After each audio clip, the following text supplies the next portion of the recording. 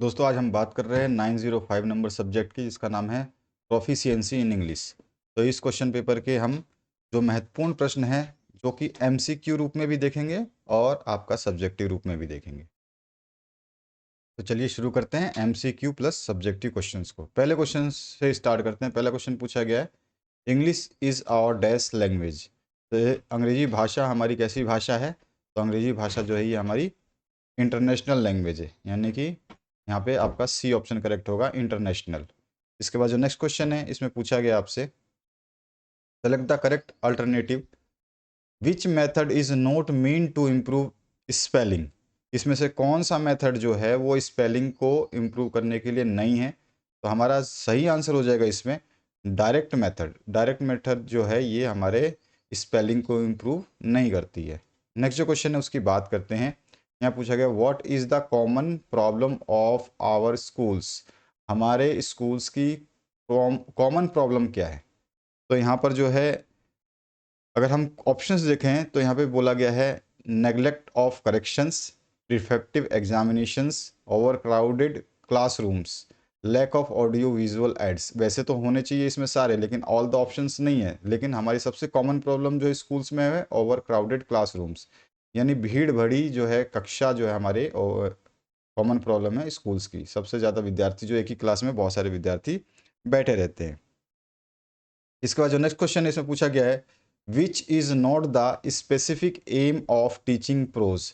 जो हम कविता पढ़ाते हैं उसका स्पेसिफिक एम कौन सा नहीं है, मुख्य उद्देश्य इसमें से कौन सा नहीं है? तो कविता शिक्षण का मुख्य उद्देश्य कौन सा नहीं है? तो जो है केवल आंसर्स देना क्वेश्चंस के, ये मुख्य उद्देश्य नहीं है। ठीक है, बाकी कविता शिक्षण से जो है हम फ्लुएंसी डेवलप करते हैं और स्ट्रक्चर को प्रॉपरली सिखाते हैं और वर्ड इन ऑर्डर को भी समझाते हैं। जो मेन एम नहीं है, केवल आंसर देना क्वेश्चन को, वो हमारा मेन एम नहीं होता है। Spelling is caught rather than taught, who has said this. तो स्पेलिंग जो है पकड़ी जाती है, बल्कि सीखने से अच्छी। तो ये किसने कहा था?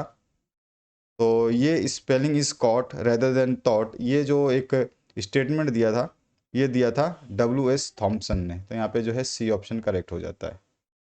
अगला जो क्वेश्चन है उसकी बात करते हैं। यहाँ पूछा गया, फिल इन द ब्लैंक्स में, letters return to a friend और रिलेटिव्स आर कॉल्ड। जो हम लेटर्स लिखते हैं फ्रेंड्स को, फैमिली को, रिलेटिव्स को, वो सारे के सारे पर्सनल लेटर्स होते हैं। ठीक है, या फिर इसको हम जो है इनफॉर्मल लेटर भी कहते हैं। ठीक है, तो याद रखिएगा। नेक्स्ट जो क्वेश्चन है, health is dash than wealth. Options दिए गए हैं, तो यहाँ पे हमारा ऑप्शन जो है सही हो जाएगा, health is more important than wealth. यहाँ पे कंपैरिजन में मोर इम्पॉर्टेंट आएगा। इसके बाद जो नेक्स्ट क्वेश्चन है, इसमें पूछा गया आपसे, a story of a person written by himself is called. एक कोई स्टोरी लिखता है एक आदमी अपने बारे में, तो उसे क्या कहते हैं? तो उसे कहते हैं हम ऑटोबायोग्राफी। तो यहाँ पे जो है आपका बी ऑप्शन जो है करेक्ट होगा। ठीक है, इसके बाद जो नेक्स्ट क्वेश्चन है, इसमें पूछा गया आपसे, complete the sentence by using correct word, my father's wife is my. तो आप सभी को पता है आपके फादर की वाइफ जो है वो आपकी क्या होंगी? मदर होंगी। तो यहाँ पे बहुत सिंपल सा क्वेश्चन है और सिंपल सा इसका आंसर है। नेक्स्ट जो क्वेश्चन है, इसमें पूछा गया है, put in pair of words in the same class. अब जो है यहाँ पर पेयर्स दिए गए हैं कुछ, और इनको आपको सेम क्लास में लिखना है, यानी कि एक जैसे वर्ड्स को एक साथ में लिखना है। जैसे देखिएगा यहाँ पर आपको दिखेगा, यहाँ पर ये मैंगोज है। ठीक है, मैंगो क्या है? फल है। और इसमें और कोई फल है क्या? तो यहाँ पे हमें पता चला है कि गुआवा एक फल है। तो हम जो लिख देंगे, यहाँ पर लिख देंगे मैंगोज एंड गुआवा। ठीक है, इस तरह से आप जो दूसरा देखेंगे यहाँ पर, तो और आपको देखने को मिल रहा है, जैसे ये ड्रिंक है, और ड्रिंक और ईट, खाना पीना, तो ड्रिंक और ईट एक साथ हो जाएगा, ये ड्रिंक और यहाँ से ईट ले लेंगे। इसी तरह से और भी शब्द है, तो चलिए इनको लिख लेते हैं। तो हमारे हमारा जो ड्रिंक है इसके साथ आ जाएगा, हम लिखेंगे ड्रिंक एंड ईट। इसी तरह से अगर हम टेबल की बात करें, तो टेबल के साथ चेयर आ जाएगा, जोड़ा बन गया। हम लिख देंगे यहाँ पे टेबल एंड चेयर। और इसके बाद जो आपका बच्चा क्या है, सिस्टर एंड ब्रदर, तो हम लिख देंगे सिस्टर एंड ब्रदर।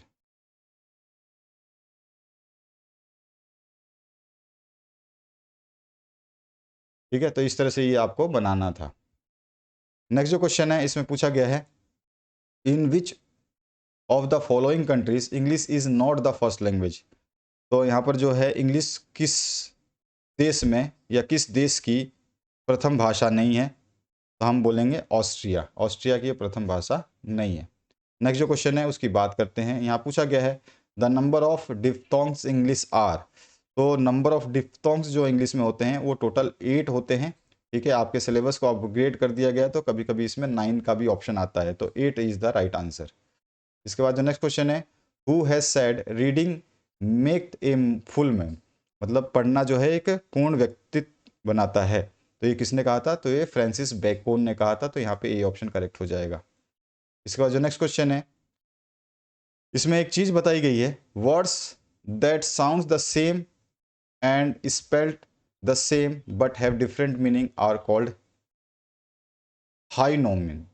तो यहाँ पर जो हाइनोमिम होता है ये आपका जो है क्या होता है, इसको जो है सेम जो है साउंड्स के साथ में जो है बोला जाता है। हाँ, स्पेलिंग भी सेम होती है लेकिन मीनिंग जो है वो अलग अलग होती है। जैसे अगर हम बात करें, एक BAT बैट ले लिया, तो ये एग्जाम्पल है बैट का जिसका साउंड बैट ही है। ठीक है, और जो है इसमें स्पेलिंग भी बैट ही है। ठीक है, तो यहाँ पे 2 बैट लिख देता हूँ, दोनों ही बैट है ये। अब इसमें एक चीज़ आपको देखने को मिलेगी, दोनों बैट लिखे दोनों एक जैसे ही हैं। इसमें पहले बैट का मतलब जो होता है आपका क्रिकेट वाला बैट, हम बोल सकते हैं क्रिकेट बैट। क्रिकेट बैट होता है, क्रिकेट के लिए जो बैट यूज़ करते हैं। और इस बैट का मतलब होता है चमगादड़।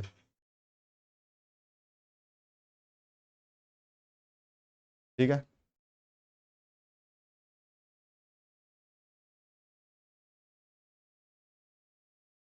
इसका मतलब होता है चमगादड़। दोनों की स्पेलिंग सेम है। ठीक है, दोनों को बोलना भी सेम ही होता है, लेकिन जो है मीनिंग अलग अलग निकल गया, तो इसी को बोलते हैं homonym.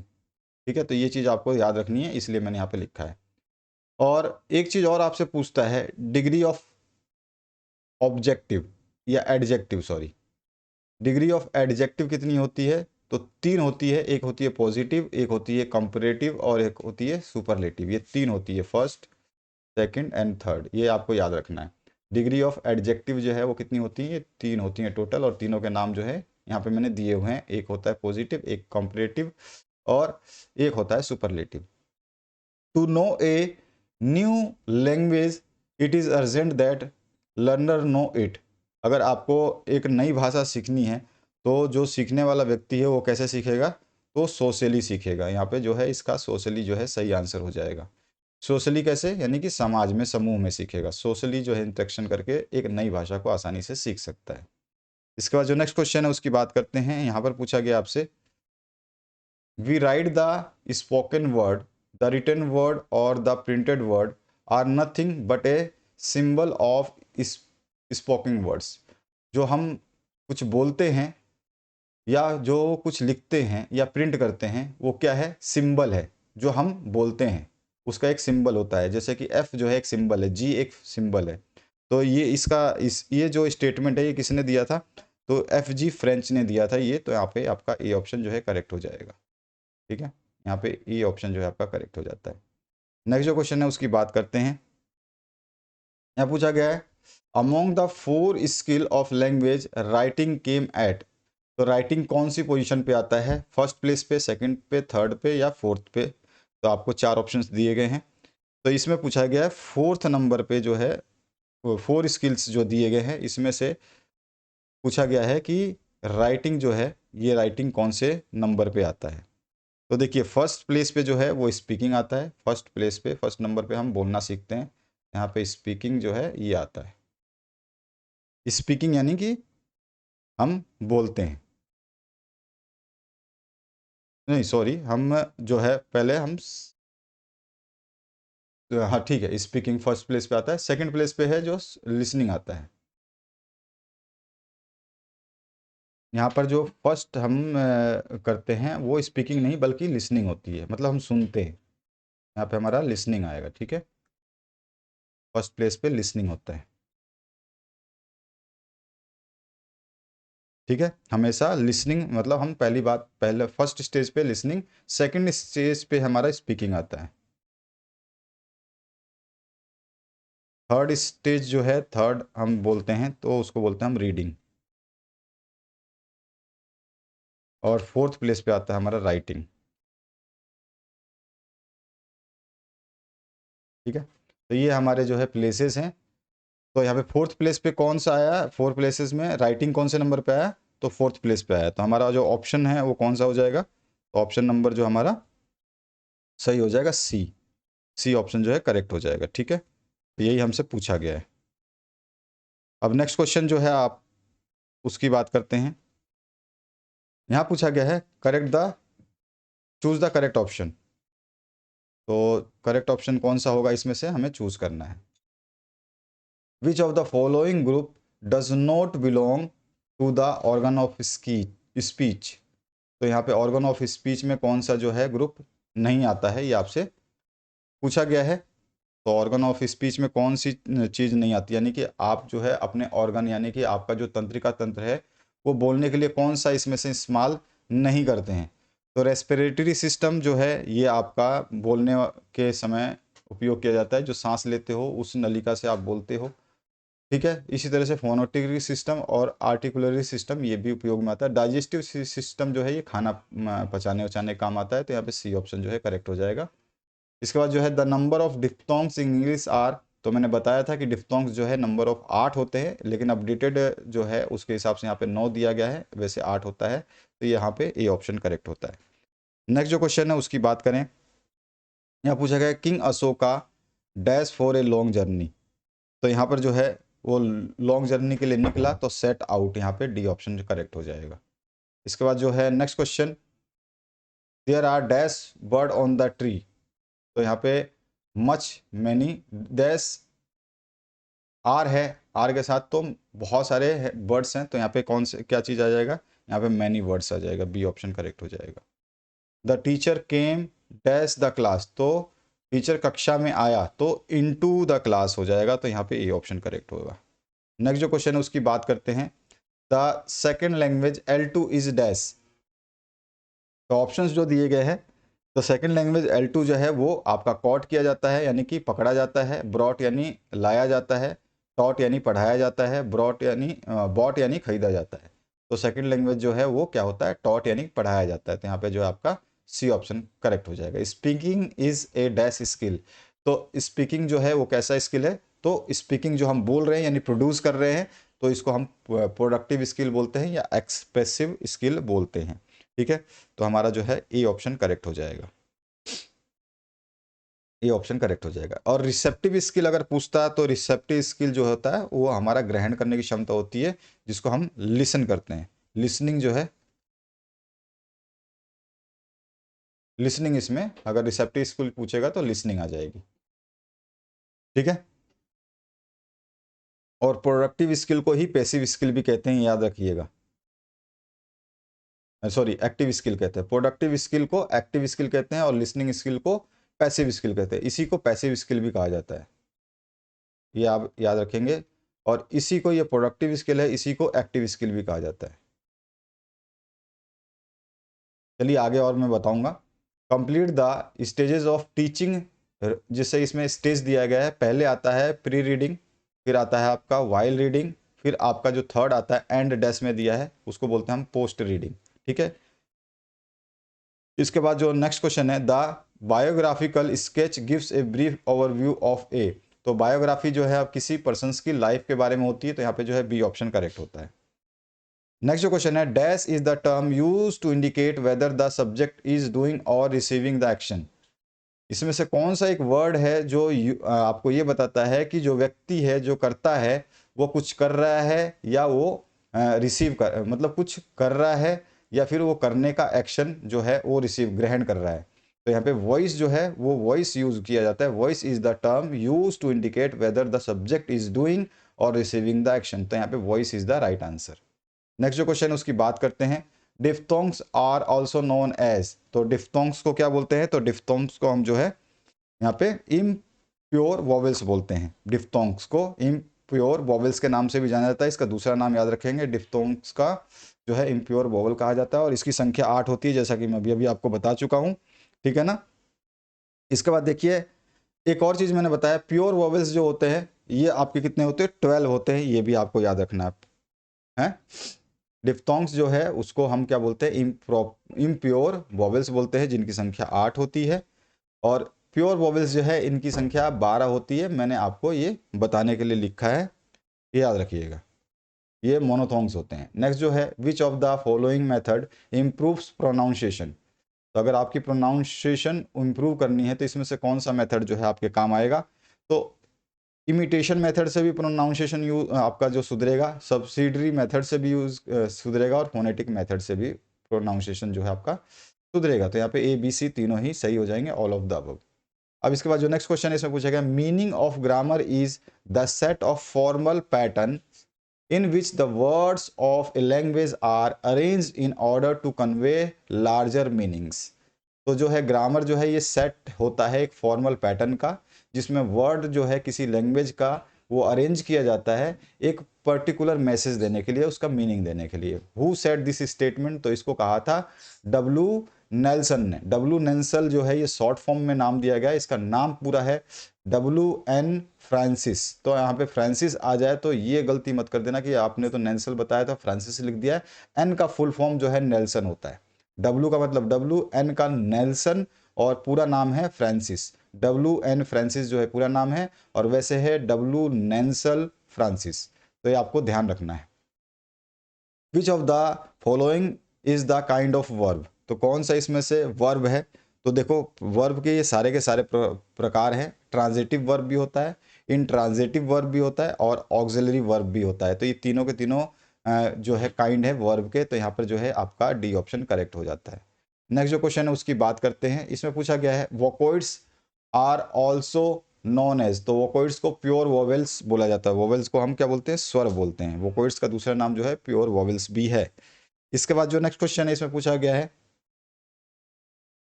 The number of consonant sound in English are. तो कॉन्सोनेंट तो टोटल 21 होते हैं, मतलब व्यंजनों की संख्या 21 होती है, लेकिन इन व्यंजनों से निकलने वाली ध्वनि जो है ये टोटल 24 होती है, ये ध्यान रखिएगा। समझ में आया। व्यंजनों की संख्या तो 21 होती है, लेकिन व्यंजनों से निकलने वाली ध्वनि, केवल बोले कि consonant the number of consonant in English are, तो वो होगा 21 आंसर। लेकिन बोलेगा the number of consonant sound, तो वो होगा 24 आंसर। ठीक है। नेक्स्ट जो क्वेश्चन इसमें पूछा गया है, a word use before a noun और pronoun to show some relationship is called. तो कोई एक वर्ड जो नाउन या प्रोनाउन से, संज्ञा या सर्वनाम से पहले उपयोग किया जाता है, ठीक है, तो उसको हम क्या कहते हैं, तो वो उसको बोलते हैं प्रीपोजिशन। प्री मतलब पहले, और पोजिशन मतलब स्थान, पहले स्थान पर, यानी नाउन से पहले स्थान पर या प्रोनाउन से पहले स्थान पर जो यूज किया जाता है उसे प्रीपोजिशन कहा जाता है। नेक्स्ट जो क्वेश्चन इसमें पूछा गया है, which of the following is productive skill of English. अभी अभी मैंने बताया था कि जो आप राइटिंग कर रहे हैं यानी कि प्रोड्यूस कर रहे हैं, और स्पीकिंग कर रहे हैं यानी कि जो बोल रहे हैं। राइटिंग भी आप लेटर पे लिख रहे हो या पेज पे लिख रहे हो, तो आप जो है दूसरे को दिखा रहे हो। स्पीकिंग यानी कि बोल रहे हो तो दूसरा कोई सुन रहा है। दूसरे के लिए किए जाने वाली एक्टिविटी जो आपकी होती है वो प्रोडक्टिव स्किल होती है, और खुद के लिए जो की जाती है वो रिसेप्टिव स्किल होती है। जैसे कि यहाँ पर आप सुन रहे हो, आप खुद के लिए सुन रहे हो, हैं, रीडिंग कर रहे हो, आप खुद के लिए रीडिंग कर रहे हो, उसका दूसरे से कोई लेना देना नहीं है, तो ये होता है रिसेप्टिव स्किल। लेकिन हमारे से पूछा गया प्रोडक्टिव स्किल, तो प्रोडक्टिव होता है दूसरे को व्यक्त करने वाली स्किल। यानी कि राइटिंग कर रहे हैं, राइट करेंगे, लिखेंगे तो कोई ना कोई दूसरा उसको समझ लेगा, पढ़ सकता है, देख सकता है। और स्पीकिंग कर रहे हैं तो दूसरा सुन सकता है। लेकिन हम लिसन कर रहे हैं तो अपने मन में कर रहे हैं, हम सुन रहे हैं, आपका दूसरा कोई उसको सुन नहीं पाएगा, आप जो सुन रहे हो। ठीक है, मतलब आप कुछ भी सुन रहे हो, जैसे आपने रेडियो पे समाचार सुना और बाहर कोई आदमी खड़ा है, ठीक है, तो वो जो सुनेगा वो उसके लिए रिसेप्टिव होगा। ठीक है, और आप जो सुन रहे हो आपके लिए, मतलब रिसीव करना, कोई भी चीज़ रिसीव, रीडिंग करोगे तो रिसीव करोगे, लिसनिंग करोगे तो रिसीव करोगे, तो उसको रिसेप्टिव स्किल बोला जाता है। और जो भी चीज़ आप व्यक्त करोगे, यानी राइट करके व्यक्त करते हो या बोल करके व्यक्त करते हो, प्रोडक्टिव स्किल कहलाता है। Which of the following method improves pronunciation. तो मैंने बताया था इमिटेशन मेथड, सब्सिडरी मेथड और फोनेटिक मेथड सभी के सभी सही हैं। नेक्स्ट जो क्वेश्चन इसमें पूछा गया है, how many vocal sounds are there in English. Vocal sounds, आपके कंठ से निकलने वाली टोटल आवाजों की संख्या कितनी है, तो वो है 45, 45 जो है इसका सही आंसर, ठीक है। 45 जो है वोकल साउंड्स होते हैं। इसके बाद जो नेक्स्ट क्वेश्चन है इसमें पूछा गया है, which of the following is receptive skill. अभी अभी मैंने आपको बताया था जस्ट इससे पहले क्वेश्चन में, रिसेप्टिव स्किल क्या होता है, सुनना और पढ़ना, ठीक है। आप खुद के लिए बोलते हैं, खुद के लिए पढ़ते हैं और खुद के लिए सुनते हैं, उसी को हम रिसेप्टिव स्किल बोलते हैं। रिसेप्टिव स्किल के और भी नाम है। रिसेप्टिव स्किल पहला नाम है, इसी को पैसिव स्किल बोला जाता है, इसी को इनपुट स्किल बोला जाता है और इसी को स्किल फॉर कंप्रहेंशन भी बोला जाता है। तो इसके 4 नाम है, चारों तरह से क्वेश्चन घुमा के पूछा जा सकता है, याद रखिएगा। और यहीं पर मैंने दूसरा आंसर भी दिया, स्पीकिंग और राइटिंग स्किल जो है ये क्या होता है, आपका प्रोडक्टिव स्किल होता है। अभी अभी मैंने ऊपर यहाँ पे बताया था कि ये प्रोडक्टिव स्किल होता है, राइटिंग एंड स्पीकिंग, ठीक है। तो speaking and writing productive skill होता है, इसी को आउटपुट स्किल भी बोलते हैं, इसी को प्रोडक्टिव स्किल भी बोलते हैं, इसी को एक्टिव स्किल भी बोलते हैं, जो कि मैंने अभी पहले ऊपर आपको डिफाइन किया था, और इसी को स्किल फॉर एक्सप्रेशन बोलते हैं, ठीक है। ये ध्यान रखिएगा, ये क्वेश्चंस किसी भी तरह से आपसे घुमा के पूछे जा सकते हैं। Which type of grammar is known as formal grammar. तो थ्योरेटिकल ग्रामर को जो है हम फॉर्मल ग्रामर के नाम से जानते हैं, और इसी को जो है सेकंड जनरेशन ग्रामर भी कहा जाता है, ये आपको ध्यान रखना है। नेक्स्ट जो क्वेश्चन है उसकी बात करते हैं। इसे पूछा गया है, in the government schools of MP English is taught as. तो हम एमपी में जो है गवर्नमेंट स्कूल में इंग्लिश जो है वो सेकंड लैंग्वेज में, द्वितीय भाषा के रूप में पढ़ाई जाती है, ठीक है। फर्स्ट भाषा के रूप में मातृभाषा को पढ़ाया जाता है, मातृभाषा या हिंदी भाषा। अच्छा, अब देखिए, role plays are dash situation to learn. तो रोल प्लेज जो है, ये जो हम रोल प्ले करते हैं, किसी का भी जो है रोल प्ले करते हैं, जैसे आप कभी पुलिस बन गए, आपको बोला गया है पुलिस का रोल करो, या फिर आप जो है प्रधानमंत्री का रोल करो, तो ये रोल प्ले जो है वो कैसी सिचुएशंस सीखने की पैदा करती है, तो ये जो है रियल सिचुएशंस पैदा करती है सीखने की, ठीक है। तो यहाँ पर जो है रियल सिचुएशन आ जाएगा कि रियल सिचुएशन में प्रधानमंत्री क्या करता है, पुलिस क्या करता है, उस टाइप के आप रोल प्लेस करते हैं। इसके बाद जो नेक्स्ट क्वेश्चन है, reading is A dash skill. अभी अभी मैंने बताया था कि रीडिंग स्किल के बहुत सारे नाम हैं। तो देखो यहाँ पे पूछ गया, पैसिव स्किल है, एक्टिव स्किल है, प्राइमरी स्किल है, या फिर प्रोडक्टिव स्किल है। तो रीडिंग यानी कि आप क्या कर रहे हो, पढ़ रहे हो खुद के लिए, और खुद के लिए जो पढ़ रहे हो वो होता है पैसिव, यानी कि रिसीव करना, रिसेप्टिव स्किल। रीडिंग क्या है, रिसेप्टिव स्किल या पैसिव स्किल भी बोला जाता है। और जो अगर यहाँ पर राइटिंग होता है तो राइटिंग जो है प्रोडक्टिव स्किल भी होता है और एक्टिव स्किल भी होता है, तो ये ध्यान रखना। ये दोनों के दोनों जो है आपका राइटिंग स्किल के लिए है, राइटिंग और उसके अलावा जो है आपका एक स्पीकिंग, ठीक है। स्पीकिंग और राइटिंग एक्टिव और प्रोडक्टिव दोनों ही स्किल कहलाते हैं। यहाँ पे one of the characteristics of a good paragraph is it's. अगर एक अच्छा पैराग्राफ है तो उसकी विशेषताएं क्या होंगी, उसकी कैरेक्टरिस्टिक क्या होगी, तो उसमें यूनिटी होगी, ठीक है ना। अच्छे तरीके से जो है वो क्रमबद्ध तरीके से लिखा होगा। A person who speaks more than 2 languages is called. अगर 2 भाषाओं से अधिक कोई व्यक्ति भाषाएं जानता है तो उसको मल्टीलिंगुअल कहते हैं। तो यहाँ पे सी ऑप्शन जो है करेक्ट हो जाएगा, ठीक है। इसके बाद आइए देखिए नेक्स्ट क्वेश्चन की बात करते हैं। यहाँ पे आपको पता चलेगा, सारे क्वेश्चंस को ध्यान से पढ़ते जाइए, समझते जाइए, आराम से आप जो है क्वेश्चन पेपर ये सॉल्व कर पाएंगे। यहाँ पूछा गया आपसे, learning of English as second language is confined to linguistic. अब ये कॉन्फाइंड टू लिंग्विस्टिक का मतलब, ये जो आप लर्निंग कर रहे हैं इंग्लिश को, ये आपका क्या करता है, आपकी कौन सी चीज़ को बढ़ाता है, लिंग्विस्टिक एबिलिटीज़ को बढ़ाता है, ठीक है।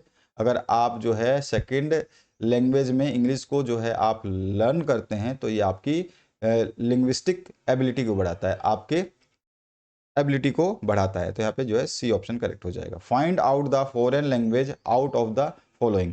तो फॉरेन लैंग्वेज जो है इसमें से कौन सा है, तो सभी को पता है, English taught as a foreign language और इंटरनेशनल लैंग्वेज।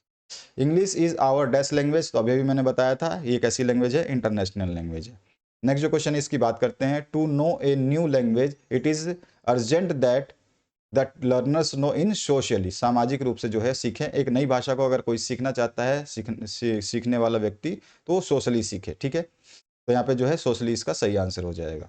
इसके बाद देखिए नेक्स्ट जो क्वेश्चन है इसमें क्या पूछा गया आपसे, listening is most effective when it is preparatory for.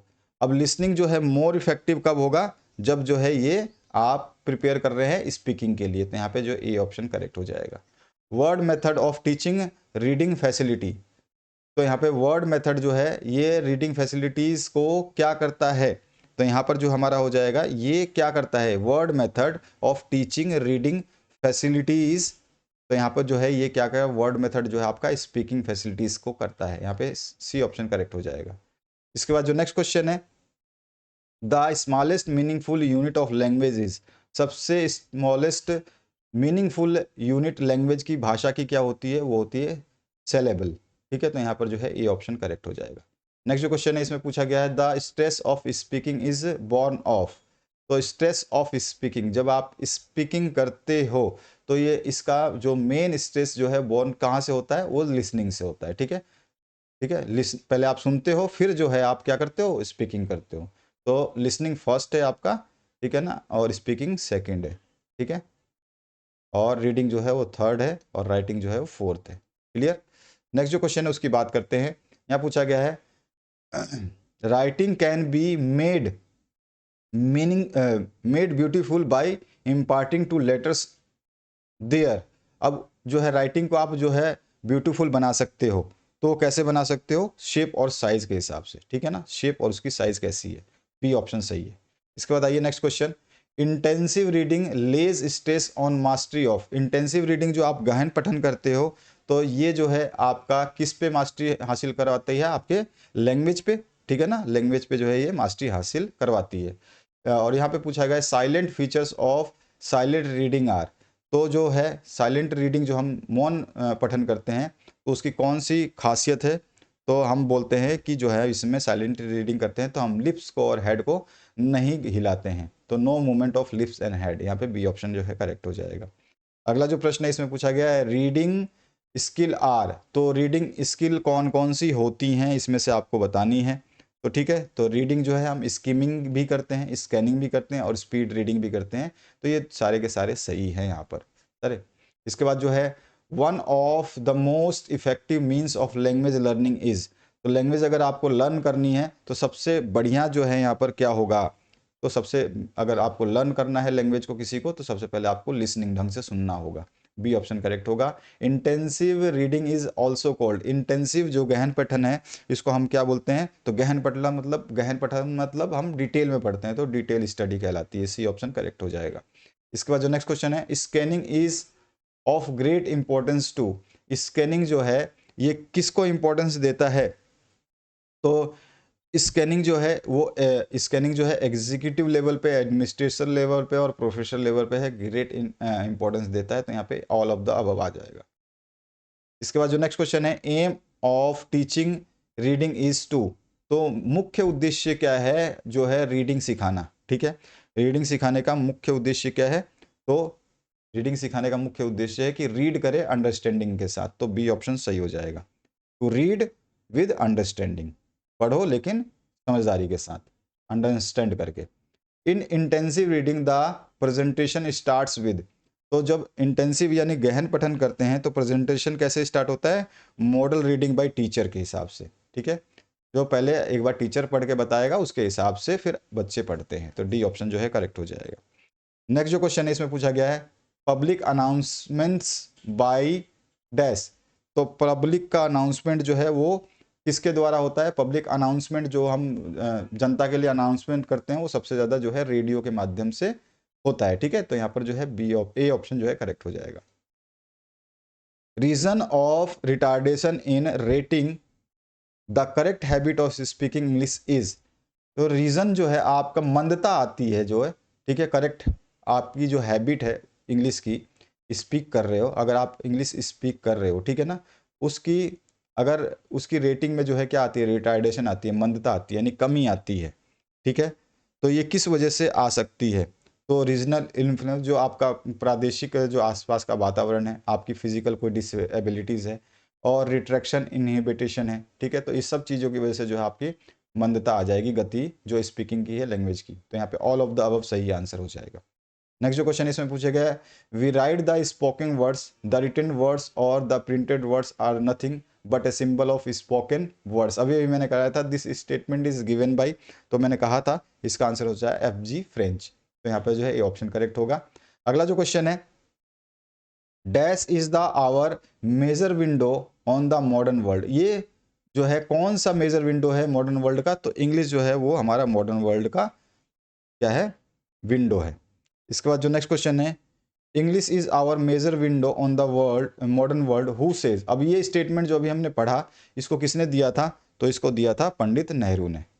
इसके बाद जो नेक्स्ट क्वेश्चन है, who says is if a speaker talks freely and fluently in his own language he can soon learn to speak and well and easily in other language. अगर कोई वक्ता है जो आराम से बातें कर सकता है अपने भाषा में, तो जल्दी से जल्दी जो है स्पीक यानी कि बोल सकता है दूसरी भाषा को भी। तो ये किसने कहा था, ये किसका स्टेटमेंट है, तो ये स्टेटमेंट दिया था पी गुर्री ने। तो यहाँ पे जो आपका ये ऑप्शन करेक्ट हो जाएगा। अगला जो क्वेश्चन है उसकी बात करते हैं, who says mother tongue is the basis of all words. मातृभाषा जो है सबकी आधारशिला है, ये किसने कहा था, ये आपसे पूछा गया है। तो ये रायबर्न ने कहा था, बी ऑप्शन जो है करेक्ट हो जाएगा। Who propagated ding dong theory. Ding dong theory के प्रवक्ता कौन है, तो इसको दिया था मैक्स मूलर ने। यहाँ पे बी ऑप्शन करेक्ट होता है। If pupil were given a thorough grounding in the grammar of their mother tongue it would make things much easier for the English teacher who gave the definition. अगर शिष्य को जो है, सभी शिष्यों को जो है उनका अगर हम ग्रामर को जो है मदर टंग में सिखाएं या मदर टंग में पढ़ाने की कोशिश करें, है ना, उनके उनके लेवल के हिसाब से, तो जो है ये मच ईजियर हो जाएगा एक इंग्लिश टीचर के लिए। ये डेफिनेशन किसने दिया था, तो ये रायबर्न ने डेफिनेशन दिया था। सी ऑप्शन करेक्ट होता है। अगला जो क्वेश्चन है उसमें पूछा गया है, who tell it is a language which is rich in literature. किसने कहा है कि लैंग्वेज जो है वो लिटरेचर के माध्यम से जो है धनी होता है, तो इसको कहा था मैक्स मूलर ने। ठीक है, तो मैक्स मूलर जो है इसका आंसर हो जाएगा, Max Müller.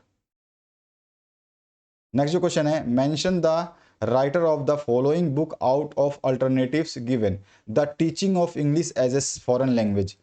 The teaching of English as a foreign language के राइटर कौन है, इसमें से आपको बताना है। तो मेनन एंड पटेल जो है इसके राइटर्स हैं। ब्यूटीफुल मीन, ब्यूटीफुल का मीन क्या होता है, तो प्रिटी। ब्यूटीफुल को प्रिटी भी कहा जाता है, PRETTY। Who gave the principle of correctness. नहीं, यहां पर है who gave the principle of concreteness. ठीक है, कॉन्क्रीटनेस का प्रिंसिपल किसने दिया था, ये आपको बताना है। कॉन्क्रीटनेस का जो प्रिंसिपल दिया था वो थे आपके RN सफाया। यहाँ पे डी ऑप्शन करेक्ट होता है। Language is a source of, language किस चीज का सोर्स है, तो लैंग्वेज जो है कम्युनिकेशन के लिए यूज किया जाता है, संचार के लिए प्रयोग किया जाता है। यहाँ पे करेज बिकम्स, करेज जो है, करेज का यहाँ पे ऑप्शंस दिए हैं उसके हिसाब से, तो करेज को हम क्या दूसरा लिख सकते हैं, करेज को करेजियस लिख सकते हैं, जो कि आपका स्पेलिंग होता है COURAGEOUS, करेजियस इसका सही स्पेलिंग होगा। What is the universal language of science, science का यूनिवर्सल लैंग्वेज कौन सा है, ये आपको बताना है।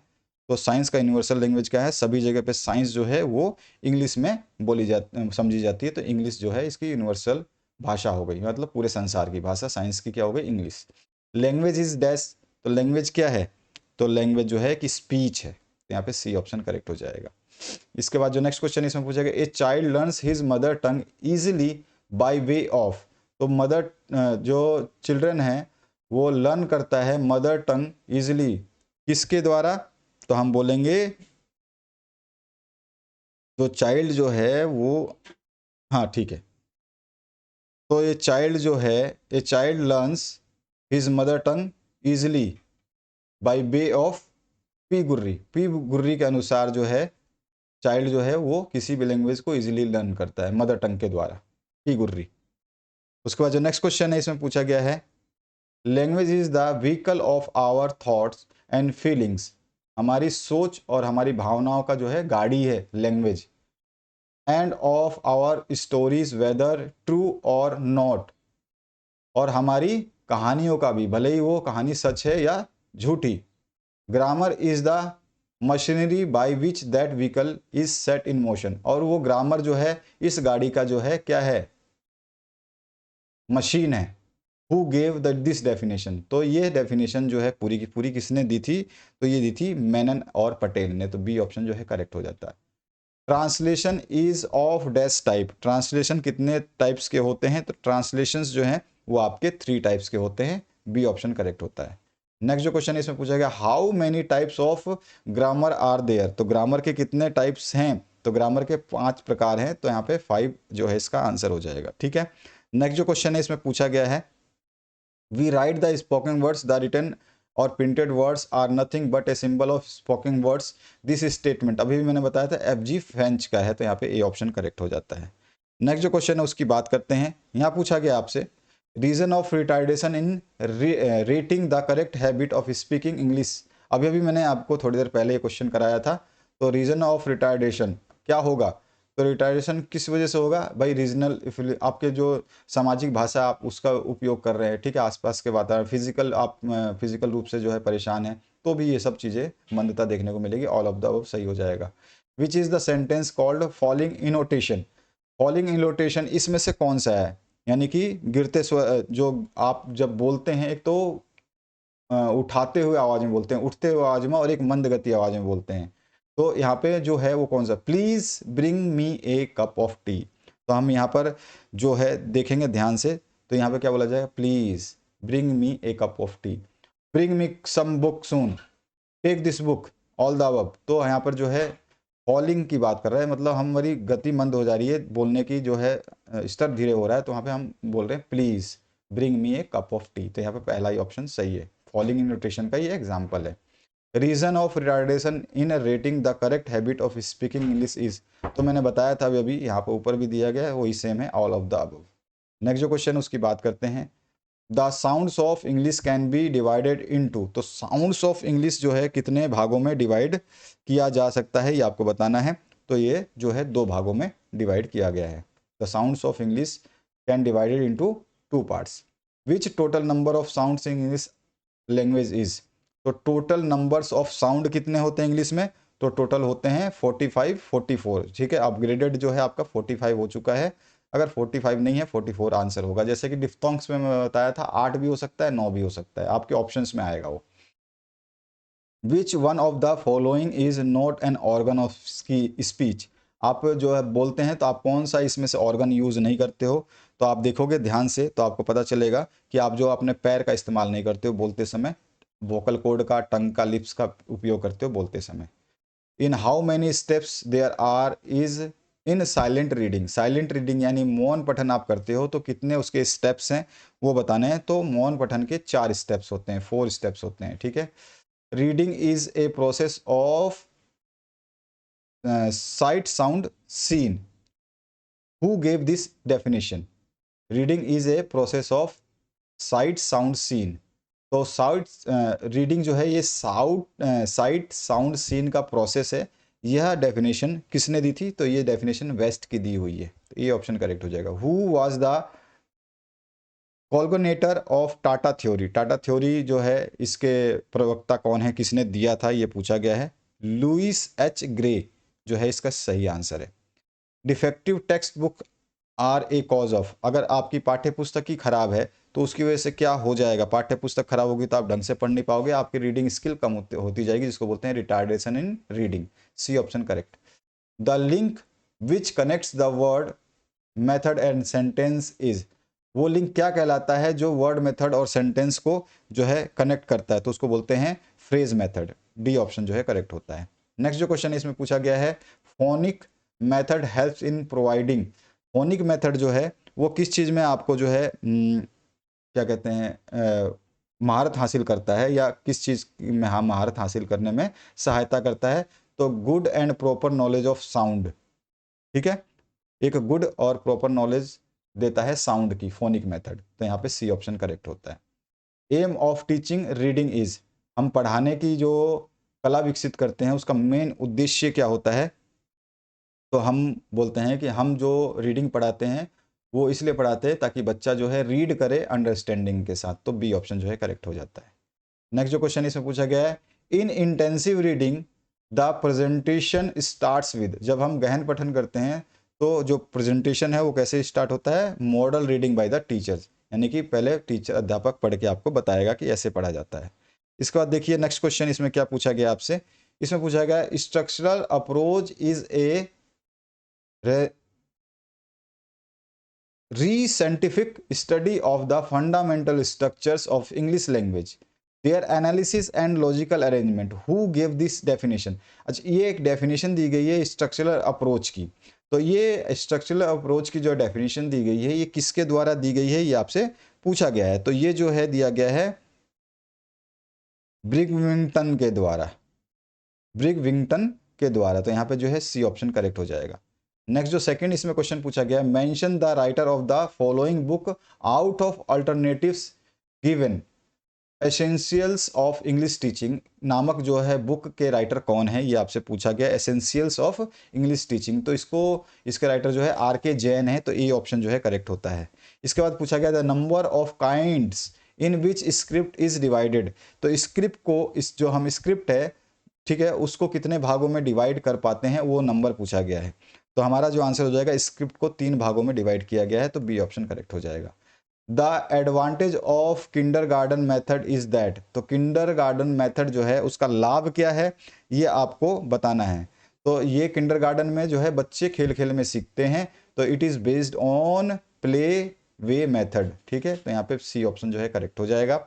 इसके बाद देखिए नेक्स्ट क्वेश्चन क्या पूछा गया आपसे, इसमें पूछा गया one of the cause of bad hand writing. अगर आपकी हैंड राइटिंग खराब है तो इसमें से कौन सा कारण हो सकता है। हंगर ऑफ राइटिंग, लिखने की भूख, लो कॉस्ट पेन, मतलब सस्ते पेन, प्रेजेंस ऑफ टेलीविज़न, आप टेलीविज़न के सामने लिख रहे हो, बैड सिटिंग पोस्चर, आपके लिखने के बैठने का तरीका खराब है। तो डी ऑप्शन जो है करेक्ट हो जाएगा। Writing has an instrument of value in school who had stated this. तो इसको किसने स्टेट किया था, यानी स्टेटमेंट किसने दी थी, writing has an instrument of value in school. तो राइटिंग जो है, आप लिखना जो है वो एक इंस्ट्रूमेंट है जो स्कूल की वैल्यू के अंदर होता है ना, कि स्कूल की वैल्यू बताता है। तो ये जो है ये किसने बताया है या किसने कहा है, तो इसको कहा था एस.एन. गडर ने। तो यहाँ पे ए ऑप्शन करेक्ट हो जाता है। Black board, Chowk, text book, flash card etcetera came under the procedure of. तो ये सब किस चीज़ के प्रोसीजर के अंतर्गत आते हैं, तो हम सभी जानते हैं कि देखिए ब्लैक बोर्ड जो है लिखने के लिए, चौक लिखने के लिए, टेक्स्ट बुक जो है वो पढ़ने के लिए, फ्लैश कार्ड जो है दिखाने के लिए, ठीक है। और ये किसके अंदर आते हैं, तो ये जो है देखो TLM के अंदर आते हैं, टीचिंग लर्निंग मटेरियल के अंदर आते हैं, ठीक है। तो यहाँ पे ट्रेसिंग मेथड नहीं है, फ्री इमिटेशन नहीं है, नन ऑफ दिस, और राइटिंग मटेरियल। तो हम जो है बोल सकते हैं कि ब्लैक बोर्ड, चौक, टेक्स्ट बुक, फ्लैश कार्ड, ये सब जो है क्या है, राइटिंग मटेरियल के प्रोसीजर के अंतर्गत आते हैं, ठीक है। तो यहाँ पे ऑप्शन जो है राइटिंग मटेरियल आ सकता है, ठीक है। अब बढ़ते हैं हम अपने अन्य प्रश्नों की तरफ, जो बड़े प्रश्न पूछे जाते हैं। पहला क्वेश्चन है, what do you understand by story telling as a pedagogical tool, write one importance of it. आपसे पूछा गया है कि शिक्षण उपकरण के रूप में कहानी सुनाने से आप क्या समझते हैं, इसका एक महत्व आपको बताना है। तो सबसे पहले हम बताएंगे इसका मीनिंग कि हम क्या अंडरस्टैंड करते हैं। तो story telling is a pedagogical to method through which teachers present difficult or abstract relation to student in the form of an interesting story. It removes the tendency of rote learning and sparks children's imagination. तो देखिए यहाँ पर जो है शिक्षण उपकरण के रूप में कहानी सुनाना, यानी story telling as a pedagogical tool का मतलब ये है कि यह जो है क्या है, ये कहानी सुनाना जो है एक ऐसा शैक्षणिक तरीका है, पेडागोजिकल मेथड है, ठीक है, जिसके माध्यम से जो है टीचर्स क्या करते हैं, कठिन से कठिन और एब्स्ट्रैक्ट यानी कि अमूर्त से अमूर्त जो पाठों को जो है क्या करते हैं, स्टूडेंट के लिए एक इंटरेस्टिंग स्टोरी के रूप में प्रस्तुत करते हैं, ठीक है। ये रटने की प्रवृत्ति को जो है रोट लर्निंग, जो रटने की प्रवृत्ति है उसको क्या करता है, कम करता है, बच्चों से दूर करता है, और उनकी जो है इमेजिनेशन यानी कल्पना शक्ति को बढ़ाता है, ठीक है। तो ये फ़ायदा होता है story telling as pedagogical tool का। इम्पोर्टेंट क्या है, इट डेवलप्स लिसनिंग स्किल, ठीक है, ये क्या करता है, छात्रों में सुनने का कौशल का विकास करता है, ठीक है। और क्या बोलता है, help them learning new English words, और जो है इंग्लिश भाषा, अंग्रेजी भाषा के नए शब्दों को सीखने में और करेक्ट प्रोनाउंसिएशन जो है करने में मदद करता है। इसके बाद जो नेक्स्ट क्वेश्चन है इसमें पूछा क्या गया है, what is public announcement, right one importance of it learning A second language. तो यहाँ पूछा गया है जो पब्लिक अनाउंसमेंट क्या होता है, ठीक है, और जो है ये इसका इंपॉर्टेंस क्या है सेकेंड लैंग्वेज सिखाने में, ठीक है, इसका महत्व क्या है। तो हम बोल सकते हैं एसेंशियल इंफॉर्मेशन और notice given to the general public in public places such as railway stations, bus stand, schools और market through loudspeakers और microphones is called public announcement। हम कह सकते हैं कि रेलवे स्टेशन पे या बस स्टैंड पे या बाजार में लाउड स्पीकर के माध्यम से दी जाने वाली जो जानकारी है, ठीक है, जो सूचना है, उसी को जो है सार्वजनिक सूचना है, उसी को हम क्या कहते हैं, पब्लिक अनाउंसमेंट कहते हैं। और इसका इंपॉर्टेंस क्या है, तो हम बोलेंगे its importance is learning a second language is that students learn to listen to and understand short importance English sentence in real life context। तो यहाँ पे देखो इसका महत्व यह है कि छात्र जो है वास्तविक जीवन के संदर्भों को जो है अंग्रेजी के जो छोटे और महत्वपूर्ण वाक्यों को सुन करके समझ करके सीख सकते हैं, छोटे छोटे वाक्यों को, ठीक है। अब आइए नेक्स्ट क्वेश्चन की बात करते हैं।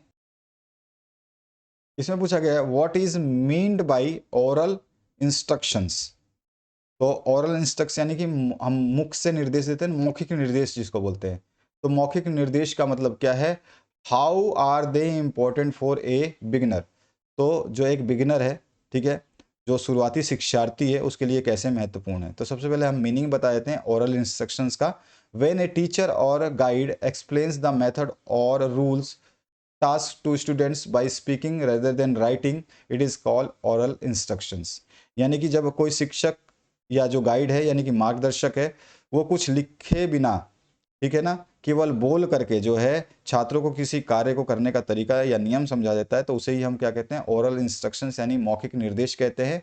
इंपॉर्टेंस फॉर बिगिनर्स क्या है, in the beginning children do not know how to read और राइट। इसका इंपॉर्टेंस ये है कि भाई शुरुआती समय में क्या है, बच्चा पढ़ना लिखना नहीं जानते हैं, तो मौखिक निर्देश को सुन सकते हैं, ओरल इंस्ट्रक्शंस को सुन करके जो है अपना क्या है समझने की कौशल को बढ़ा सकते हैं। और जो उनको पार्टिसिपेट करने के लिए क्लासरूम एक्टिविटीज़ में बोला गया है, उसमें जो है आसानी से वो गतिविधि में शामिल होना सीख सकते हैं।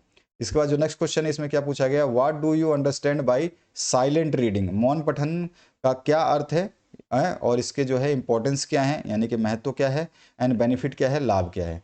तो अब सबसे पहले बात करते हैं साइलेंट रीडिंग की क्या होती है। तो रीडिंग टेक्सचुअल मटेरियल यानी कि कोई भी जो आपकी पाठ्य सामग्री है उसको हम केयरफुली माइंड के अंदर जो है लिप्स को बिना मूवमेंट के और बिना साउंड के जो है पढ़ते हैं, तो उसे साइलेंट रीडिंग कहते हैं, ठीक है ना। साइलेंट रीडिंग का मतलब क्या होता है कि हम होंठ हिलाए बिना बिना किसी आवाज़ के मन ही मन में किसी पाठ्य सामग्री को ध्यानपूर्वक पढ़ते हैं, तो वो जो है मौन पठन यानी कि साइलेंट रीडिंग कहलाती है, ठीक है। It is primary method of reading in higher classes. और उच्च कक्षाओं में ये पठन करने की मुख्य विधि समझी जाती है। अब इसकी बेनिफिट क्या है, यहाँ पे इंपॉर्टेंस पूछा हुआ है, ठीक है, बेनिफिट पूछा हुआ है, तो हम यही बताएंगे ना। तो यहाँ पे इंपॉर्टेंस और बेनिफिट हम क्या बोल सकते हैं कि इससे समय की बचत होती है, क्योंकि हम जब मौन गति से पढ़ते हैं तो वो बहुत फास्ट होती है, जबकि सस्वर वाचन में समय लगता है, ठीक है ना। The speed of silent reading is twice that of reading allowed. यानी स्वस्वर वाचन से अच्छा है साइलेंट रीडिंग जो है वो तेज गति से होती है, यानी उसके दुगनी गति से होता है। Allowing more to read in less time. तो जो है कम समय में ज़्यादा से ज़्यादा इस पढ़ा जा सकता है। और बेटर कंसंट्रेशन होती है, यानी कि गहन समझ भी होती है। जो मन ही मन पढ़ते हैं तो उससे ज़्यादा समझ विकसित होती है, पूरा का पूरा जो है आप पाठ इसमें समझ सकते हैं, अंडरस्टैंडिंग कर सकते हैं आराम से। और एनर्जी सेविंग होगी, यानी कि ऊर्जा की बचत भी होगी। आप जो पढ़ के बोल के पढ़ रहे हैं उसमें आपकी ऊर्जा वेस्ट होती है, और मन में पढ़ते हैं तो ऊर्जा वेस्ट नहीं होती है आपकी। यहाँ पूछा गया है what is the difference between global comprehension and local comprehension. यहाँ पूछा गया आपसे ग्लोबल कॉम्प्रिहेंशन और लोकल कॉम्प्रिहेंशन में क्या क्या अंतर है। तो जो अगर हम बात करें ग्लोबल कॉम्प्रिहेंशन क्या होता है, तो इसका मुख्य उद्देश्य क्या होता है कि सेंट्रल आइडिया जो है उसको समझना, ठीक है, सेंट्रल आइडिया को या फिर उसके सेंट्रल आइडिया को या फिर जो उसका सारांश है इसको समझ जाना, ठीक है। तो यहाँ पे हम बोल सकते हैं कि जो इसका सेंट्रल आइडिया है ठीक है, इस सेंट्रल आइडिया को समझ जाए या उसके सारांश को समझ जाए, ठीक है, किसी पैराग्राफ का, तो उसे बोलते हैं ग्लोबल कम्प्रीहेंसिव। अगर हम बात करें लोकल कम्प्रीहेंशन का मतलब, तो लोकल कम्प्रीहेंशन का मतलब क्या होता है कि जो इसमें कोई स्पेसिफिक इंफॉर्मेशन या डिटेल है, जैसे कि कोई सूचना है, ठीक है, कोई डेट है, कोई नाम है, कोई जगह है, उसके बारे में जो है हम जानकारी इकट्ठा करते हैं, तो ये होता है आपका विशिष्ट जानकारी, स्पेसिफिक। इस स्पेसिफिक यानी विशिष्ट जानकारी के लिए लोकल कंप्रीहेंशन किया जाता है। और जो ग्लोबल कंप्रीहेंशन है वो पैराग्राफ के सेंट्रल आइडिया को, मुख्य विचार को यानी कि सारांश को पढ़ने के लिए किया जाता है।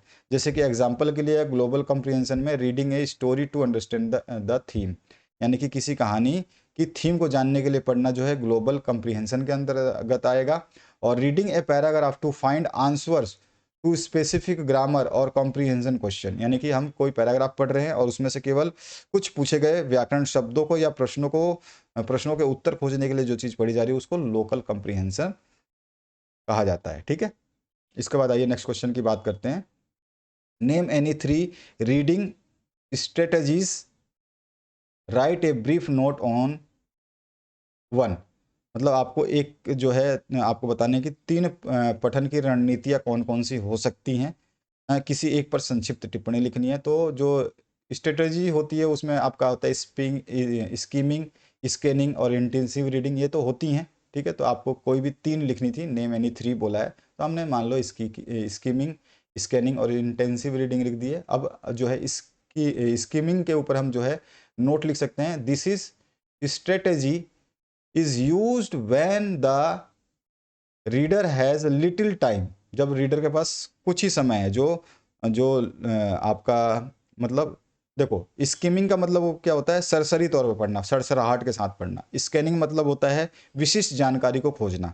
और जो इंटेंसिव रीडिंग होता है यानी कि गहन अध्ययन करना। ठीक है, तो हमने बताया कि सरसराहट के साथ यानी सरसरी तरीके से जल्दी से पढ़ना, तो ये क्या एक रणनीति होती है, used when the reader has little time, जब जो पाठक है उसके पास कम समय हो, और wants general overview of text और बुक, जब वो किताब या पाठ का जो है एक छोटा सा जो है क्या जनरल इंफॉर्मेशन चाहता है, तब वो स्कीमिंग करता है। For example quickly reading the main headlines of newspaper in the morning, तो आप पूरी की पूरी न्यूज़पेपर को तो नहीं पढ़ते हो, न्यूज़पेपर के केवल बड़े बड़े जो मोटे मोटे हेडलाइन है उसी को पढ़ते हो, तो आप बोलते हो आज का पेपर मैंने पढ़ लिया है, तो उसी को बोलते हैं स्कीमिंग, सरसराहट के साथ पढ़ना।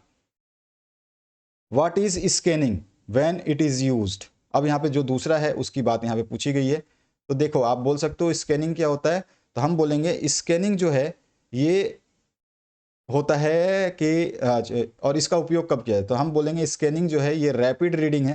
ठीक है, यानी कि तीव्र तकनीक है पढ़ने की, where the reader does not read the text line by line, जिसमें पाठक जो है वो लाइन बाय लाइन किसी टेक्स्ट को या जो आपकी लाइन है उसको नहीं पढ़ता है। Instead their eyes moves quickly across the screen, जो भी आपका पार्ट है जिसको आप पढ़ रहे हैं उसके अक्रॉस जो है आपकी उसकी आइज जो है रीडर की वो बहुत तेज़ी से घूमती है, फाइंड करती है स्पेसिफिक पीस ऑफ इंफॉर्मेशन और वर्ड, तो स्पेसिफिक पीस ऑफ और इन्फॉर्मेशन जो है वो प्राप्त किया जाता है इससे, यानी कि किसी का नाम ढूंढना, जैसे कि यहाँ पे यूज़ किया जा रहा है स्पेसिफिक वर्ड ढूंढना है अगर डिक्शनरी में से, तो हम उसका उपयोग करेंगे।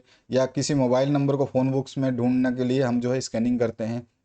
या किसी अपना रिजल्ट देखते हैं तो रोल नंबर रिजल्ट लिस्ट में देखने के लिए हम स्कैनिंग करते हैं, ये नहीं कि सबका रोल नंबर देखते हैं, तो इसी को स्कैनिंग बोलते हैं। बस केवल उस स्पेसिफिक इन्फॉर्मेशन को ढूंढना जिसकी हमारे को ज़रूरत है, पूरे चीज़ को हम नहीं पढ़ते हैं। Name some material aids use in teaching reading, जब हम रीडिंग करवाते हैं तो हम कौन कौन से मटेरियल यूज़ करते हैं, जैसे कि हम फ्लैश कार्ड यूज़ कर सकते हैं, चार्ट्स यूज़ कर सकते हैं, पिक्चर बुक्स, ब्लैक बोर्ड और टेक्स्ट बुक, ये सारे के सारे जो है हम यूज़ कर सकते हैं। आप चाहें तो फ्लैश कार्ड के बारे में या फिर ब्लैक बोर्ड के बारे में, पिक्चर बुक्स या किसी के बारे में भी लिख सकते हैं। जैसे कि फ्लैश कार्ड के बारे में हम लिखते हैं कि these are the small pieces of cardboard और thicker paper with a clear picture, इनके ऊपर जो है फ्लैश कार्ड के ऊपर जो है एक पिक्चर बनी होती है और ये छोटे छोटे कार्ड होते हैं। ठीक है, जैसे कि एक इमेज बनाया आपने एप्पल का, ठीक है, और उस पर लिखा है APPLE एप्पल। ठीक है, उसके दूसरी तरफ एक साइड में पिक्चर बनाया, एक कार्ड लिया, उस कार्ड के एक साइड में तो आपने एप्पल लिखा और दूसरी साइड में एप्पल का इमेज बनाया। ये इफेक्टिव होता है, इंगेज करता है विजुअल एड्स मतलब एक मटेरियल के रूप में कि आप जो है अल्फ़ाबेट सिखा सकें, नए वर्ड सिखा सकें बच्चों को। जैसे कि आपने एप्पल बना करके दिखाया, पहले बताओ बच्चों ये क्या है, तो बच्चों ने बोला ये एप्पल है, तो इसकी स्पेलिंग बताओ, तो कुछ बता पाएंगे, कुछ नहीं बता पाएंगे, तो फिर आप कार्ड को घुमाओगे और कार्ड को घुमाओगे तो उनको दिखाएगा स्पेलिंग APPLE एप्पल, इस तरह से। What is dictation, describe it. तो यहाँ पर जो है आपका डिक्टेशन क्या होता है इसके बारे में जो है आपसे पूछा गया है, ठीक है। तो डिक्टेशन यानी कि इसको बोलते हैं हम श्रुतलेख। श्रुतलेख मतलब सुन करके लिखना, ठीक है।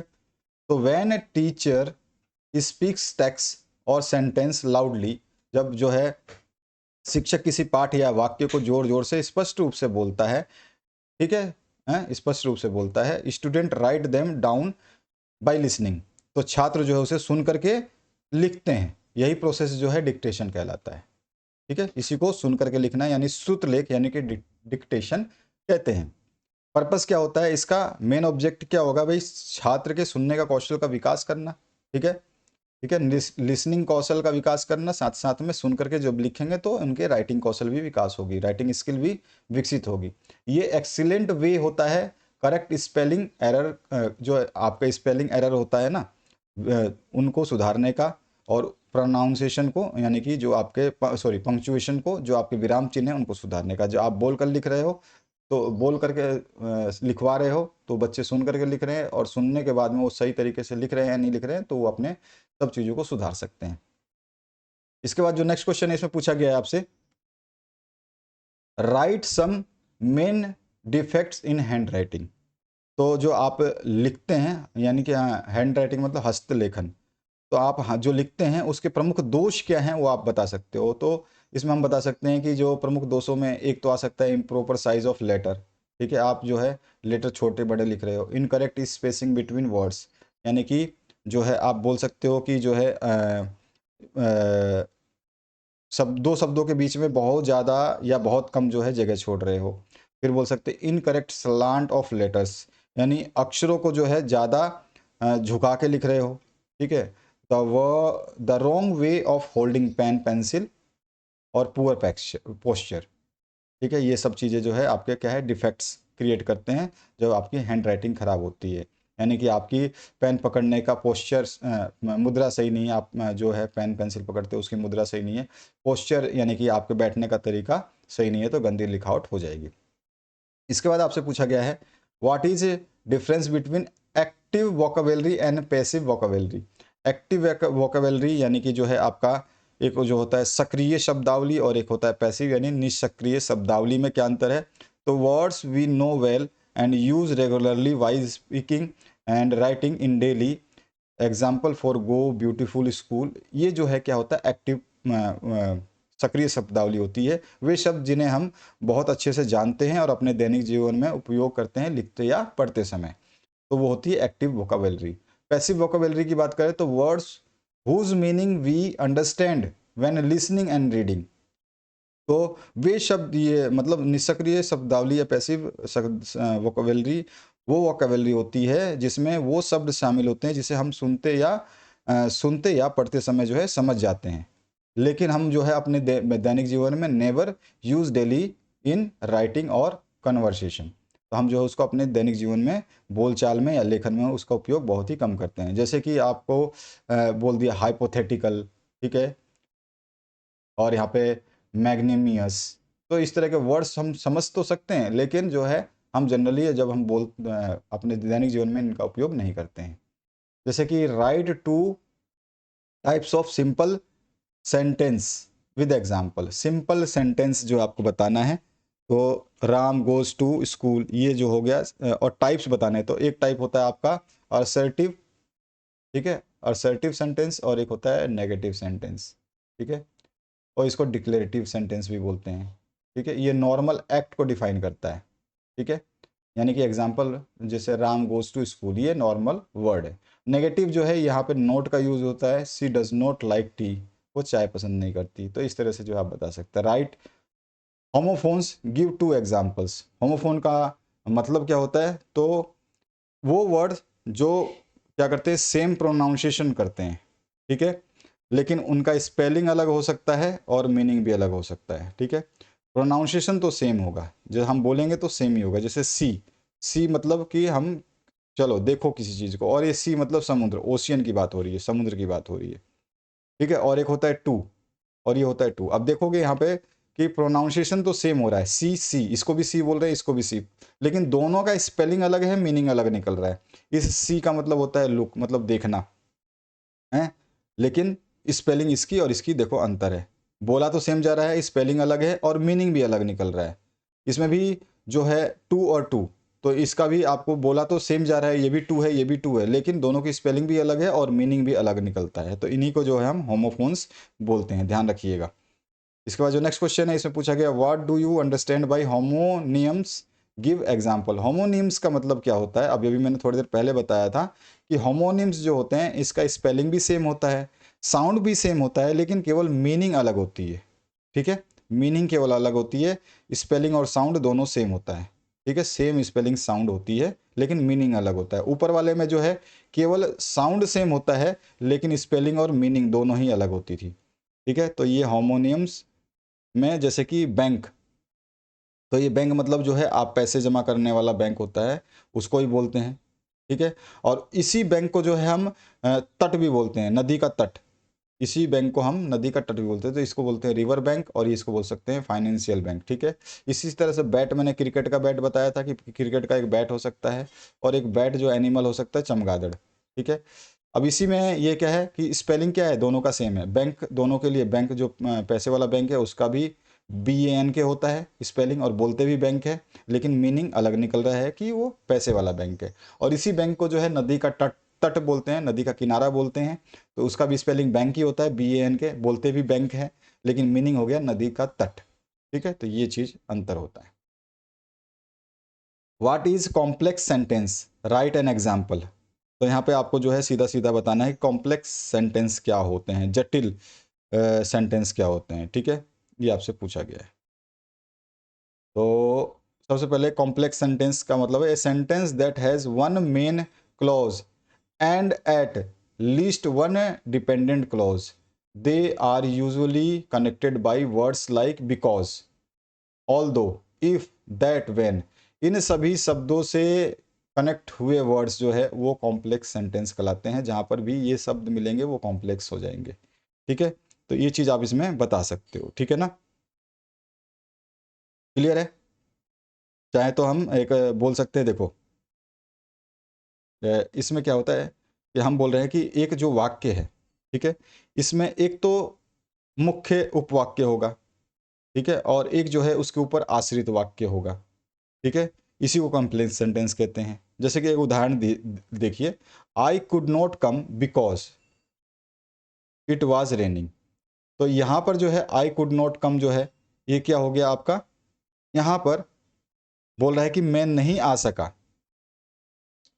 तो यहाँ पे मैंने यहाँ पे एक जो है कॉम्प्लेक्स सेंटेंस बनाने के लिए इस वर्ड का यूज़ किया, बिकॉज का, जी, because, although, if, that, when, क्योंकि इट वाज रेनिंग, बारिश हो रही थी। ठीक है, तो मैं नहीं आ सका क्योंकि बारिश हो रही थी।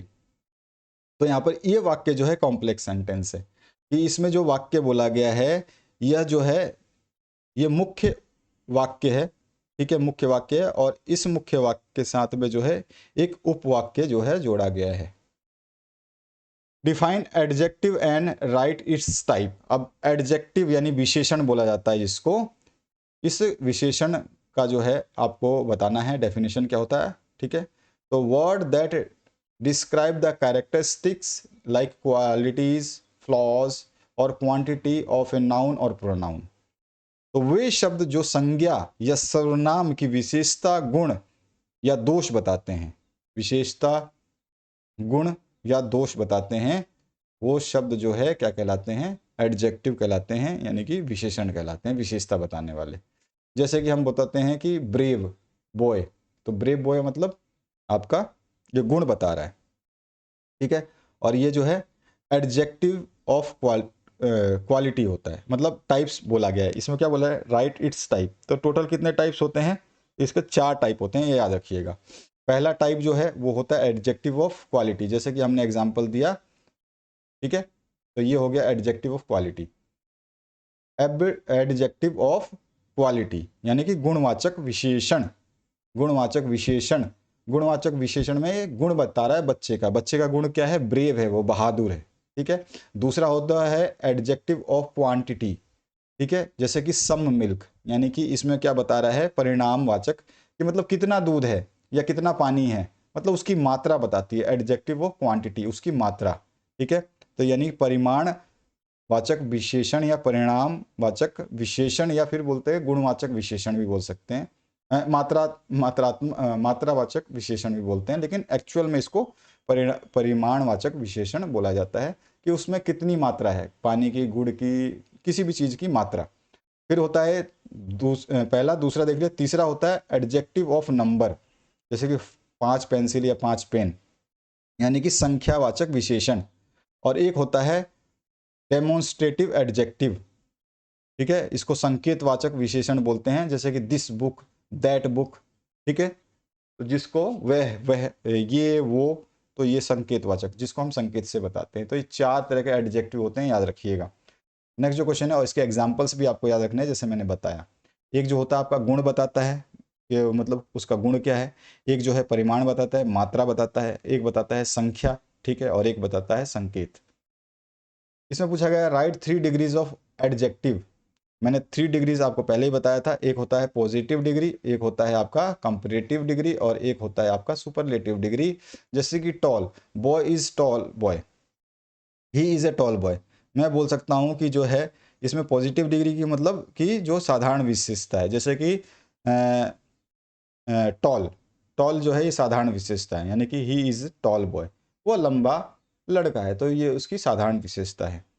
और जो है कंपैरेटिव डिग्री जो है, ये थोड़ा सा उसका एक्स्ट्रा वर्जन है, जो कंपेयर किया जाए, यानी दो लोगों के बीच में तुलना करेगा। ये तो साधारण सी विशेषता थी कि ही इज टॉल बॉय, यानी कि वो लंबा लड़का है। अब कंपेयर करेंगे, यानी कि दो व्यक्तियों के बीच में कंपेयर करेंगे, तो टॉल का टॉलर हो जाता है। तो he is taller than Ram, यानी वह राम से लंबा है।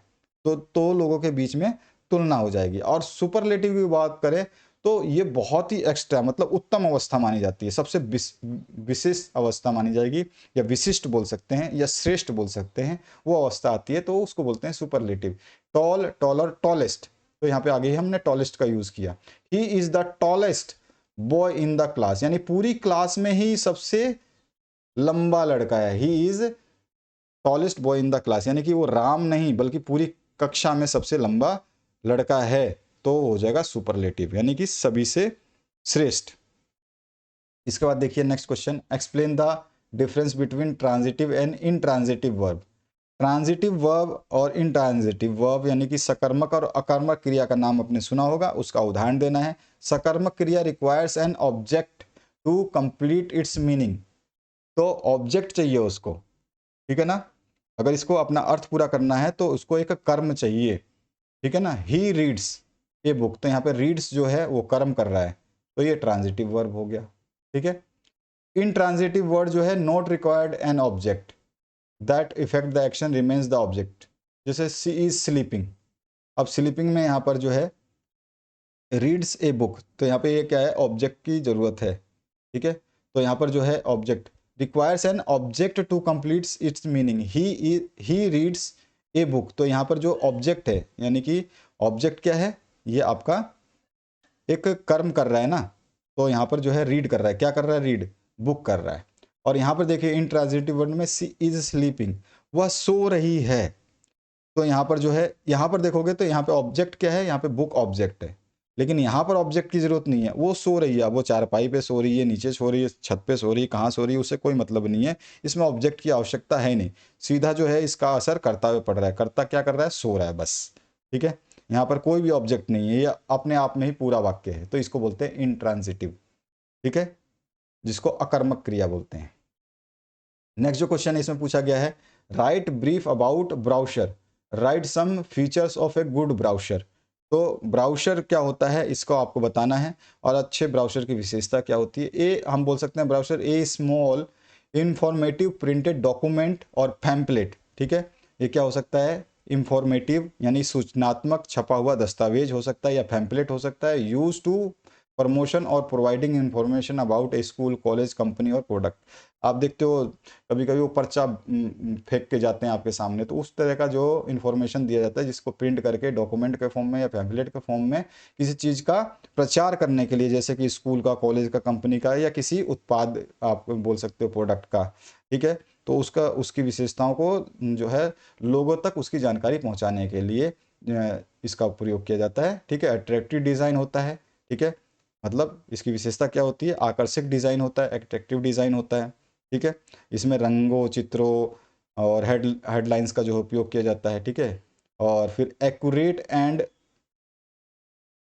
कंसाइन इन्फॉर्मेशन होता है, यानी कि इसमें जो है सटीक और संक्षिप्त जानकारी होती है, बहुत ज़्यादा डिटेल नहीं लिखा होता है, थोड़ी सी जानकारी होती है, लेकिन वो पूरा का पूरा अंडरस्टेबल होता है। आपने किसी स्कूल में जब आपकी गर्मियाँ की छुट्टियाँ खत्म होती है तो आपके घर के बाहर बहुत सारे स्कूल के पर्चे पड़े रहते हैं, उसमें थोड़ी सी जानकारी होती है लेकिन पूरा क्लियर होता है। और इसके अलावा जो है क्लियर एंड करेक्ट इन्फॉर्मेशन होता है, यानी कि जो भी इन्फॉर्मेशन होता है वो क्लियर होता है, ठीक है, सटीक होता है, और मतलब ये जो है इन्फॉर्मेशन, मतलब इसमें अंत में फ़ोन नंबर, ईमेल पता स्पष्ट रूप से दर्ज किया जाता है, तो उसी को बोलते हैं हम ब्राउशर, ठीक है ना। तो इस तरह से आप लिख सकते हैं। नेक्स्ट जो है write a note on English as a link language.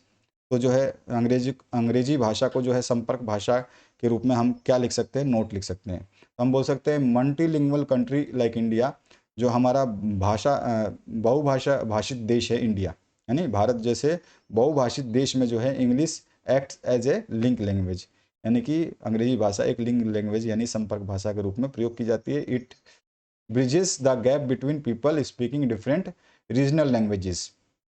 और ये क्या करता है, जहाँ पर सैकड़ों भाषाएं बोली जाती है ना, वहाँ पर क्या बनाता है, ये एक जो है सीधी सीधी हम बात बोले तो एक ब्रिज बनाता है। ब्रिज का मतलब क्या होता है, पुल बनाता है, बातचीत का माध्यम बनता है ये। जैसे कि यहाँ पे बहुत सारे लोग जो है हिंदी और तमिल बोलते हैं, ये कनेक्ट करता है डिफरेंट स्टेट्स को एडमिनिस्ट्रेटिवली, प्रोफेशनली और एजुकेशनली, ठीक है। क्योंकि अलग अलग राज्यों की प्रशासनिक भाषाएं, व्यावसायिक भाषाएं और शैक्षणिक भाषाएं जो है अलग अलग होती है, उनको जोड़ने के लिए जो है इंग्लिश जो है एक लिंक लैंग्वेज के रूप में कार्य करता है। और भी आप जितना आप अपनी मर्जी से चाहे तो लिख सकते हैं, मैंने आपको समझा दिया। What is the vocational importance of English. तो वोकेशनल इंपॉर्टेंस का मतलब होता है व्यावसायिक रूप में जो इंग्लिश का क्या उपयोग है, व्यवसाय में क्या व्यावसायिक क्या महत्व है इंग्लिश का। तो हम बोल सकते हैं it is mandatory for job in MNC, ठीक है। रोजगार के अवसर चाहिए अगर एमएनसी में, आईटी सेक्टर में, बैंकिंग में या कॉल सेंटर में, तो जो है इंग्लिश आपको आनी चाहिए, ठीक है। क्योंकि नौकरी जो है ये ग्लोबल टूल मानी जाती है, क्योंकि ये बिजनेस कम्युनिकेशन के लिए, राइटिंग ईमेल्स के लिए, एक्सपांडिंग ट्रेड ग्लोबली के लिए आवश्यक है वोकेशनल इंपॉर्टेंस ऑफ इंग्लिश की, ठीक है। इसके अलावा जो है आप बोल सकते हैं कि जो है ये आपका करियर का ग्रोथ कर सकता है, ठीक है, ये भी चीज़ आप बता सकते हो। तो ये सब चीज़ें आप इसमें यूज़ कर सकते हो। इसके बाद आइए next question, explain the difference between formal and informal letter. Formal letter का मतलब क्या होता है, फॉर्मल को बोलते हैं हम कि औपचारिक पत्र, जो आप जो है प्रोफेशनल लेटर होते हैं, यानी कि आप जो है इसको व्यवसाय के लिए ऑफिशियली यानी आधिकारिक तौर पर सरकारी उद्देश्यों के लिए जो है आप लिखते हैं, जैसे प्रिंसिपल को, कलेक्टर को। और ये लैंग्वेज जो है फॉर्मल होती है, कंसाइन होती है। कंसाइन का मतलब क्या होता है, संक्षिप्त होती है और मर्यादित होती है। इनफॉर्मल लेटर्स जो है पर्सनल लेटर होता है, जो अपने पेरेंट्स को यानी व्यक्तिगत तौर पर जो है माता पिता को, फ्रेंड मित्रों को, रिलेटिव्स को, ठीक है, रिश्तेदार जो होते हैं उनको लिखा जाता है। They allow for the expression of emotions. अब इसमें जो है इमोशंस वगैरह आप भावनाओं को जो है शामिल कर सकते हैं। इनफॉर्मल लैंग्वेज होती है, इसमें आप जो अनौपचारिक भाषा का प्रयोग कर सकते हैं, जबकि इसका अपोजिट जो है फॉर्मल लेटर में होता है। इसके बाद जो है application for the post of office assistant, कार्यालय सहायक के पद के लिए आवेदन पत्र अगर आपको लिखने के लिए बोला जाए तो आप इस तरह से लिख सकते हैं। यहाँ पे जो है ये 2026 जो इधर आया है, ये गलती से आ गया है, 2026 इधर यहाँ पे था, 2026 यहाँ पे लिखना है, ठीक है। चलिए, तो टू द मैनेजर, अब क्योंकि आप जो है यहाँ पे पोस्ट ऑफिस असिस्टेंट के लिए लिख रहे हैं, तो आप जो है जो भी यहाँ पे देखो post of office assistant, post of office, ठीक है, पोस्ट ऑफिस के लिए नहीं, ऑफिस असिस्टेंट, मतलब किसी कंपनी में आपको एक सहायक पद की आवश्यकता है, तो उसके लिए आपको बोला गया। एबीसी कंपनी है कोई न्यू दिल्ली में, या कोई भी आप जगह बता देंगे। सब्जेक्ट क्या है, एप्लीकेशन लिख रहे हैं पोस्ट ऑफ ऑफिस असिस्टेंट के लिए। रिस्पेक्टेड सर मैडम करके आप लिख देंगे with the reference of your advertisement in newspaper I wish to apply for the post office assistant in your estimate organisation. तो आपके ऑर्गेनाइजेशन में जो है मैंने आपका जो एडवर्टाइजमेंट देखा न्यूज़पेपर में और मैं जो है अप्लाई कर रहा हूँ आपका ऑफिस में एक ऑफिस असिस्टेंट के लिए, ठीक है, आपके ऑर्गेनाइजेशन में। I have completed my graduation, आप बता देंगे कि आपने कितने मार्क्स प्राप्त किए हैं।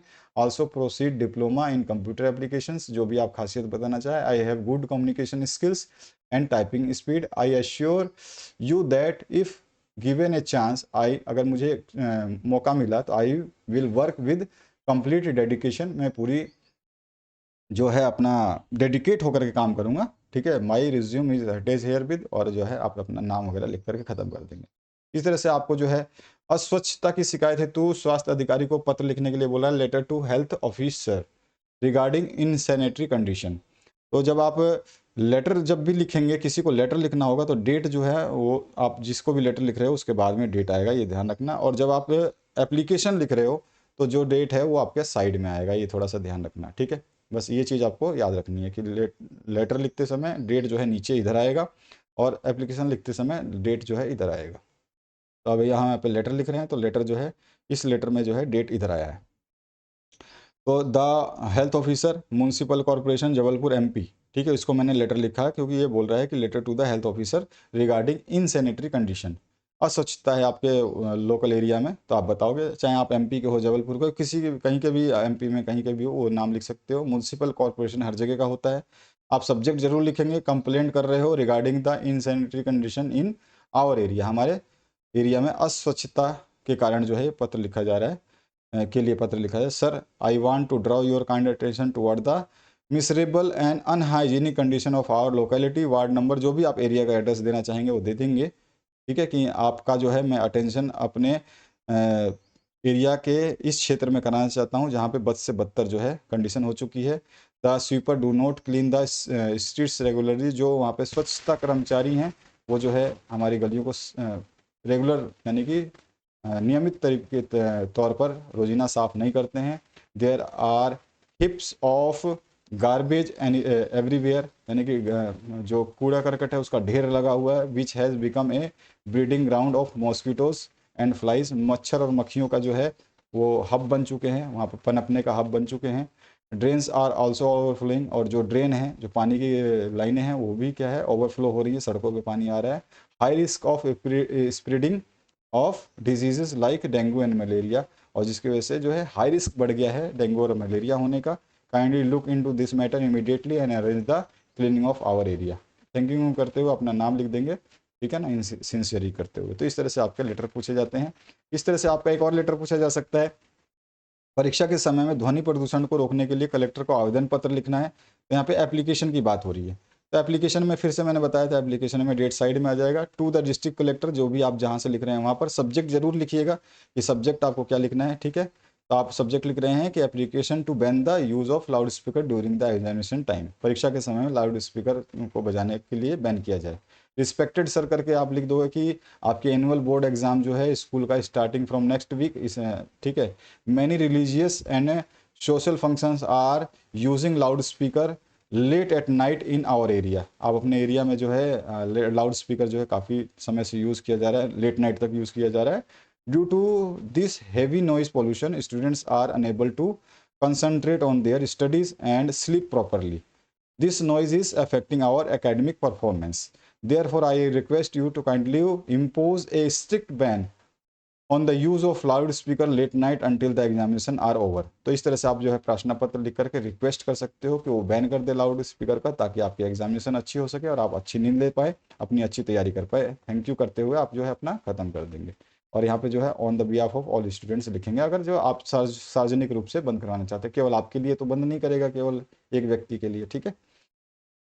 यहाँ पे लेटर टू ए फ्रेंड, अब यहाँ पे ये है हो गया आपका इनफॉर्मल लेटर, जहाँ अनौपचारिक पत्र जो है आप अपने दोस्त रिश्तेदारों को किसी को लिख रहे हैं और समर वेकेशन पे उसको बुलाना चाहते हैं, निमंत्रित करना चाहते हैं। तो जैसे आपने कोई दोस्त को लिखा है तो आप अपने दोस्त का नाम वाम नहीं लिखते हैं, बस आप सीधा सीधा जो है यहाँ पर उसका एड्रेस डालेंगे, ठीक है। और यहाँ पे एड्रेस डालने के बाद में डेट डाल देंगे, डेट डाल करके यहाँ पर जो है उस फ्रेंड का नाम लिखेंगे। यहाँ पे जब भी आप अपने दोस्त रिश्तेदारों को पत्र लिखेंगे तो उसमें सब्जेक्ट नहीं आता है, ठीक है, ध्यान रखिएगा, दोस्त रिश्तेदारों में सब्जेक्ट नहीं आता है क्योंकि वो अनऑफिशियल लेटर है।